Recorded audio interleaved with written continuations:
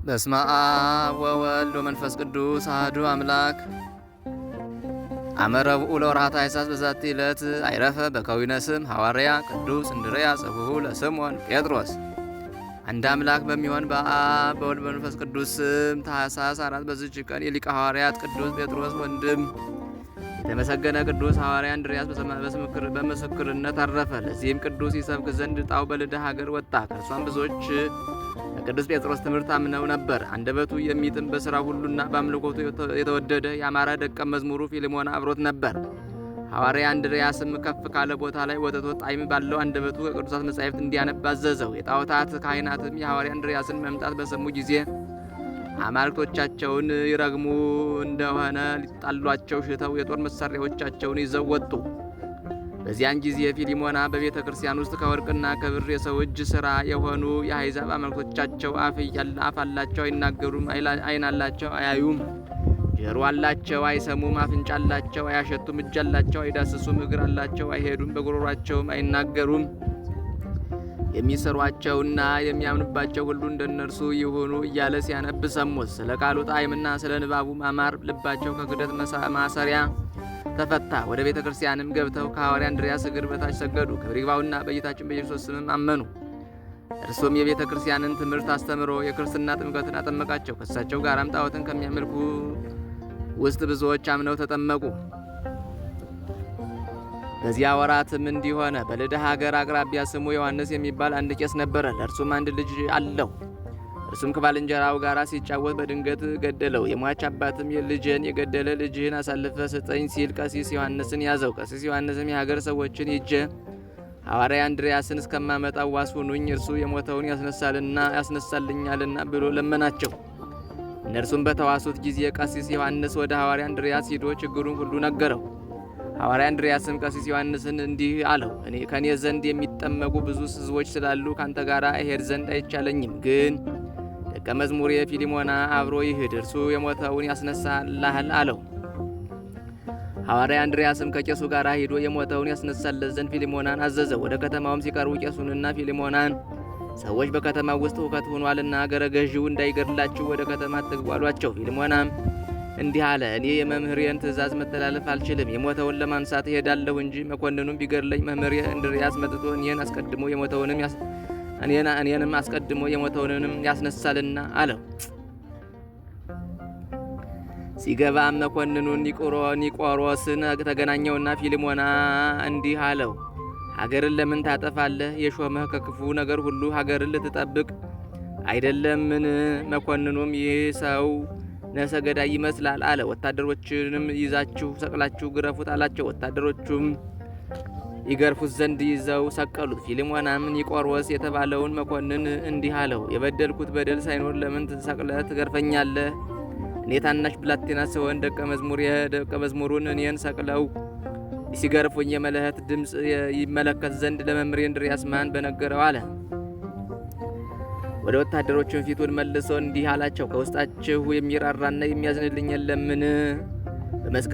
በመሰቀልና በመገረፍ እንዳለሁ ሂዶ ለመምህሬ እንድርያስ ስለ እኔ ይነግረው ዘንድ አለን። ከቃሉ ጣዕም የተነሳም ወታደሮች ተሰብስበው መጥተው አለቀሱ። በዚያን ጊዜ አዕዋፍ ሁሉ መጥተው እኛን ላከን ብለው ተናገሩት። ድንቢጥም ቀርባ እኔ በአካል ቀላል ነኝና እኔን ላከኝ አለችው።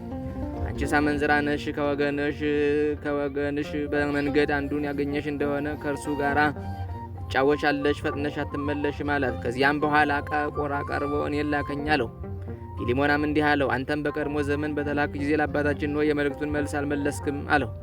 ፊልሞና ግን ርግብን ጠርቶ እንዲህ አላት፣ እግዚአብሔር የዋሂት ብሎ ስም ያወጣልሽ ከአዕዋፍ ሁሉ የተመረጥሽ ወገን አንቺ ለአባታችን ኖህ በመርከብ ውስጥ ሳለ መልካም ዜና ያደርስሽለታልና አባታችን ጻድቅ ሆኖህም ባርኮሻልና አሁንም ወደ ልዳ ከተማ ወደ መምህሬ እንድርያስ ሂደሽ ንገሪው፣ ሰቅለው እየገረፉኝ ነውና ወደ ደቀ መዝሙሩ ፊልሞና ይመጣ ዘንድ አላት። በዚያን ጊዜ ርግብ ሂዳ ለሐዋርያ እንድርያስ ነግራ የመልእክቱን መልስ ይዛ ተመለሰች።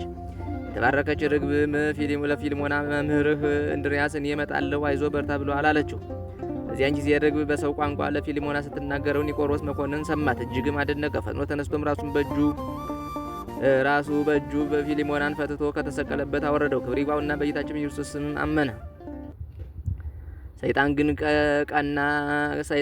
ቀና። በመኮንኑ ሚስት ልቡና አድሮ አሳበዳትና ልጇን ገደለች። አገልጋዮቹም ሂደው የሆነውን ሁሉ ለመኮንኑ ነገሩት። ፊልሞናም አትፍራ፣ አይዞህ አለው። ከዚያም በኋላ ርግብን ጠርቶ ወደ መኮንኑ ቤት ሂጂ፣ እንዳይሸበሩ በጽታ እንዲቆዩ ንገሪያቸው አላት። ርግቢቱም ሂዳ ፊልሞና እንዳዘዛት ለሕዝቡ ነገረቻቸው። ሕዝቡም ርግቢቱ በሰው ቃል ስትናገር በሰሙ ጊዜ እጅግ አድንቀው ፊልሞና ወዳለበት ተሰበሰቡ። በዚያን ጊዜ ሐዋርያ እንድርያስ በደረሰ አስቀድሞ የሞተውን ያስነሳው ዘንድ ደቀ መዝሙሩ ፊልሞናን አዘዘው። እርሱም ክብር ይግባውና ወደ ጌታችን በመጸለይ ከሞት አስነሳው። ሁለተኛም በዚያን ጊዜ ሐዋርያ እንድርያስ ደረሰ። አስቀድሞ የሞተውን ያስነሳው ዘንድ ደቀ መዝሙሩ ፊልሞናን አዘዘው። እርሱም ክብር ይግባውና ወደ ጌታችን በመጸለይ ከሞት አስነሳው። ሁለተኛም ወደ መኮንኑ ቤት ሄዱ። ሐዋርያ እንድርያስም የመኮንኑን ልጅ እናቱ የገደለችውን አስነሳው። የመኮንኑን ሚስት አዳናት።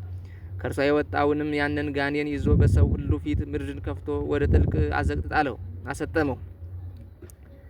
ከዚህ በኋላ ሐዋርያ እንድርያስ ርግብን ጠርቶ እድሜሽ ስንት ነው አላት። እርሷም 8 ዓመት ነው አለችው። እርሱም ለደቀ መዝሙሬ ስለታዘሽ ወደ ዱር ሂጂ፣ ለዓለም ሰዎች ከመገዛት ነጻ ሁኚ አላት። ወዲያውኑ ሄደች። ሕዝቡም ይህን ድንቅ ስራ አይተው አምነው ሁሉም የክርስትና ጥምቀትን ተጠመቁ። ከዚህ በኋላ ከእርሳቸው ዘንድ ወጥቶ አክራድ፣ አክሲስ፣ አካሳስያ፣ ሴኔፎሮስም ወደ ተባሉ አገሮች ሂዶ አስተማረ።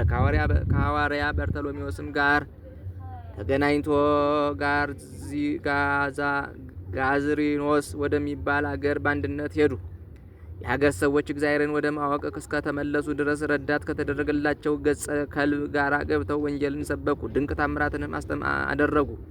ከዚህ በኋላ ሐዋርያ እንድርያስ ወደ ሌሎች ሀገሮች ሂዶ አስተማረ። በፍጻሜውም ወደ አንዲት ሀገር ገብቶ ቅዱስ ወንጌልን ሰበከ። የዚያች ሀገር ሰዎች ግን እጅግ የከፉ ስለሆኑ ትምህርቱን አልተቀበሉም።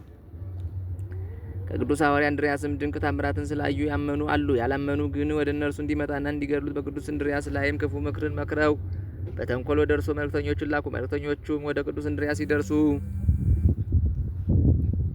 ማራኪ የሆነ ትምህርቱን ሰሙ። ፊቱንም ብርሃን ሆኖ አዩትና ክብር ይግባውና በጌታችን አመኑ። ደቀ መዛሙርቶቹም ሆኑ ወደ ላኳቸውም አልተመለሱም። ሁለተኛም በእሳት ሊያቃጥሉት ተማከሩና ተሰብስበው ወደ እርሱ ሄዱ። እርሱ ግን የልባችሁን ክፋት ትታችሁ ትድኑ ዘንድ ክብር ይግባውና በጌታችን በኢየሱስ ስም እመኑ። ይህ ካልሆነ ግን ለእኔ ያላችኋት ይህች እሳት እናንተን ትበላለች አላቸው። ቃሉንም ባልሰሙ ጊዜ ከሰማይ እሳት ወርዳ እንድታቃጠላቸው ክብር ይግባውና ጌታችንን ለመነው። ወዲያውኑ እሳት ወርዳ አቃጠለቻቸው። በዚያችም አውራጃዎች ሁሉ ዜናው ተሰማ። እጅግም ፈርተው ብዙዎች ክብር ይግባውና በጌታችን በኢየሱስ ክርስቶስ ስም አመኑ። የጣዖታት አገልጋዮች ግን ይህን ሁሉ ድንቅ ታምራት አይተው አላመኑም። ቅዱስ ሐዋርያ እንድርያስን ሊገድሉት ፈለጉት እንጂ። ከዚህ በኋላም ተሰብስበው መጡና ቅዱስ ሐዋርያ እንድርያስን ይዘው ወሰዱት። ታላቅ ግርፋትንም ገርፈው በከተማ ሁሉ ራቁቱን አዙረው ከወይን ቤት ጨመሩት። በማግስቱም የሚሰቅሉትን ሰው ልማዳቸው እንዲሁ ነውና ሰው ሊገድሉ በሚሹ ጊዜ ወስደው በእንጨት ላይ ይሰቅሉታል። እስከሚሞትም ድረስ በድንጋዮች ይወግሩታል። በዚያችም ሌሊት የተመሰገነ ሐዋርያ አባታችን እንድርያስ እንደ ፊተኞቹ እሳት ወርዳ እንድትበላቸው ክብር ይግባውና ጌታችንን ክርስቶስን ለመነው። ክብር ይግባውና ጌታችን ኢየሱስ ክርስቶስም ተገለጠልና ከዚህ ዓለም የምትለይበት ጊዜ ደርሷልና አትዘን አለው። ሰላምታም ሰጥቶት ከእርሱ ተሰወረ። የተመሰገነ ሐዋርያ እንድርያስም ልቦናው ፈጽማ ደስ አላት።